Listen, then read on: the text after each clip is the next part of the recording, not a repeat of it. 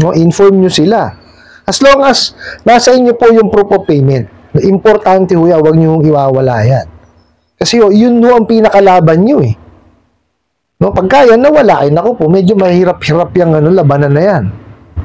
May nagtanong sa akin, may gusto lang po akong maliwanagan, sir, regarding dito sa natapag-utangan ko. Nagbayad na po ako sa kanila through nila sa mismong apps nila. Ang problema, sir, hindi pumasok sa kanila yung payment ko. At wala din akong na-receive na confirmation galing sa kung saan yung repayment nila. Nakipag-ugnayan na ako sa help nila at doon sinend ko ang proof of payment ko at pati sa website nila. Panayan tawag ng collection nila. Lagi din yun din pinapaliwanag ko sa kanila. Ano po bang magandang gawin? Ayaw din nila magbigay aksyon sa mga email ko. Puro paniningil lang ang sagot nila sa akin po. Sa inis ko po, nakablock na lang lahat ng incoming calls ko. Ano po bang magandang gawin po? Sana po mapansin niyo message ko. Alright, napakagandang katanungan po nito. Pero bago ho natin sasagutin, imbitahan ko muna sana kayo na pakisuportahan po sana ang aking mga social media accounts sa YouTube, Facebook, and TikTok. Okay. Napakarami po no, na may problemang ganito rin. Yung bayad na, sinisingil pa. Okay, tapos, ang masakit nun, ayaw naman nilang tulungan. Di ba? Dapat ina-assistihan nila yan, eh. Hindi yung puro singil lang ang ginagawa nila. Di ba? Kasi tingnan nyo, ang ginawa nyo, ginamit nyo yung apps nila para kayo ay makapagbayad. So, ibig sabihin, dapat yan pumasok. Di po ba? Ang masaklap pang isa sa inyo, walang confirmation kayo na-receive through SMS o through email man lang. Dapat ho, meron eh. Di ba? Kasi, ano yan eh, dapat yan connected yung kanilang system doon sa kanilang third party. No, yun yung pinapasukan ng bayad. Oh. Eh, nangyayari ho, hindi eh. Hindi po ba? Nagkakaroon ho ng glitch. Mali ho yung ganyan, no? Dapat yan, kung pinakitaan nyo na sila ng proof of payment, right there and there. Oh. Inayos nila yan, sila nakipag-coordinate dun sa sa third party nila. Oh. Hindi ho yung nag-email na kayo, di po ba? Tapos ganun pa rin. So ito ang payo ko sa inyo. Doon ho sa third party nila kayo makipag-ugnayan. Okay? Pakita niyo po yung yung inyong proof of payment. No? Para ma-check po ng third party nila kung pumasok talaga sa kanila. No? Tapos pagka sinabi nilang pumasok, well, ang gawin niyo po, hingan niyo sila ng confirmation. No? Tapos yung confirmation na yun yung send niyo sa kanila. Ngayon, kung ayaw talaga nilang i-entertain ninyo, wala na ho kayong ron. Kasi bayad kayo eh. Di po ba? Hindi tama yung ganun. Dapat ayusin na yung sistema nila. Abay, kagaya niyan, lagi na lang bang gano'n? Kada may hindi papasok, ganyan ang gagawin nila. Samantalang bayad naman, may proof of payment naman kayo. Di ba? Ngayon, kung sasabihin itong itong third party nila na walang pumasok, paimbestigahan nyo. No, kasi, kung nabawas naman talaga dun sa wallet ninyo, talagang naibayad nyo naman talaga, paimbestigahan nyo, hindi po pwede na ganun. Hard-earned money nyo yan. O, di ba? So, hindi nyo dapat yan basta-basta lang na pakakawalan nyo ng ganun. O, hayaan nyo yung third party ang gumawa ng paraan dun. No, inform nyo sila. As long as nasa inyo po yung proof of payment, importante ho yan, huwag nyo iwawala yan. Kasi yun ho ang pinakalaban nyo eh. No, pagka yan nawala, ay naku po, medyo mahirap-hirap yung labanan na yan. No, pero kung kayo may proof of payment, sila ho, bigay nyo sa kanila doon sa third party. No, paano nyo sa kanila, patrace nyo kung nasaan yung bayad ninyo. Para ho, ma-reconcile. Kasi kailangan yan, reconciliation eh. No? Yan ho ang mahirap sa mga abusadong online lending apps na to. Ang alam lang talaga niya mga yamang haras. Nakita niyo ho, may pinakita na kayong proof of payment. Manong yan, proof of payment na yan, dinala nila sa sa accounting nila para ma-reconcile. 'Di ba? Kasi meron kung ano yan, makikita naman nila yan eh. Kasi itong third party laan na to na ano pumapasok yung bayad nila. Ano yan, tawag dito, nagbibigay ng list yan ng mga nagbayad. Oh, doon makikita ng accountant nila yon. Para ano, para ma-check. Oh, kaya lang mga tamad nga eh, 'di ba? Ang alam lang talaga, mang-abuso ng tao, mangwalang yan ng tao, 'di ba?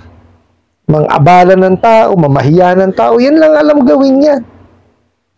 So, hindi natin alam kung saan galing yung mga bugok na yan eh. Kaya hindi alam yung ano, yung reconciliation ng ano eh. Kasi kadali lang naman ho noon. Oh, kasi yung third party nila, magpapadala ng list yan ng mga nagbayad, di po ba? Kasi dapat nga yan, connected yan to API para automatic eh. Para pag nagbayad, automatic na po post eh. Di po ba? O, dapat ganun yun. Eh, nangyayari, hindi eh. O, so ngayon, ang gagawin nyo yun dapat yan, pag pinadala nyo sila ng ano, ng proof of payment, i-reconcile nyo yun nila yan, hahanapin nila ngayon doon. Di ba? Yan ang mahirap sa kanila eh. Wala hong ano eh, talagang lahat ng katamaran nasa kanila na. 'Di ba? Kaganda nga ho nung ginawa ninyo pagka ano nyo, pagkabayad nyo at kayo siningil ulit, eh pinadala nyo sila ng ano, ng kopya ng proof of payment. So dapat dun pa lang inayos na nila, inaksyonan na nila. So asan no ang customer service dun? Wala, 'di ba? Eh importante ho ang customer service diyan sa ganyang hong klase ng hanap buhay. Hindi po ba?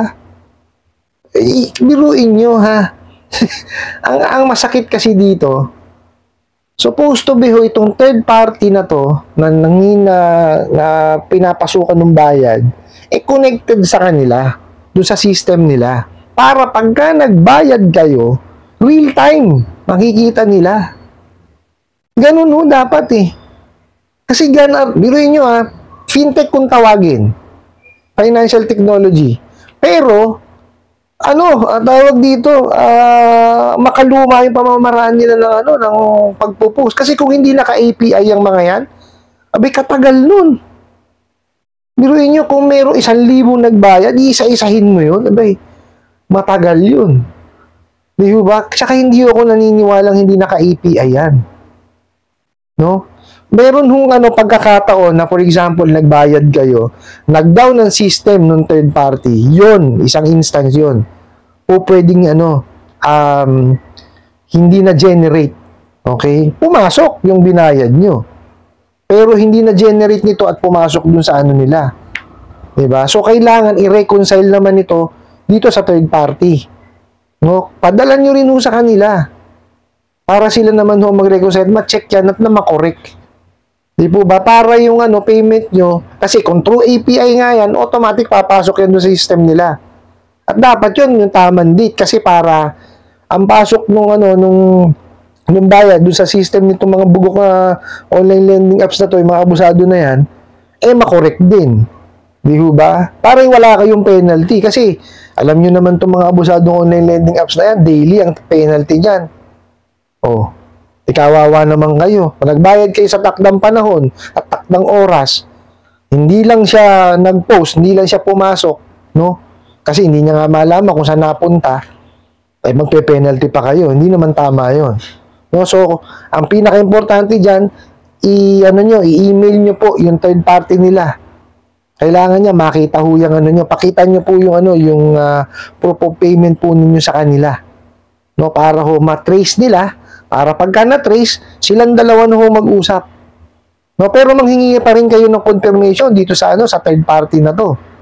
Para para meron kayong katibayan. No, kasi although meron na kayong katibayan kasi meron kayong proof of payment Pero iba pa rin po yung may email na galing sa kanila. No, at make sure niyo po yung gagamitin nilang email ng third party is yung tawag ito, yung official. Okay po? Dapat nakalagay doon yung kanilang company name doon sa email, hindi lang ho personal email. No, para ho legal lahat. Kasi pag yan pinagpatuloy ho nung abusadong online lending apps ang pangaharas sa inyo, kahit bayad kayo, i-complain nyo sa SEC. No, para ho ba tuluyan yung mga yan? Piruin nyo, bayad kayo tapos hahamakin pa rin kayo, sisiraan pa rin kayo, hindi na tama yun. Di ba? So, ganun ho gawin ninyo, ano? Tama yung ginawa nyo, in-email nyo yung, yung OLA nyo. Ayaw mga aksyon? I-email nyo ngayon to si, si third party.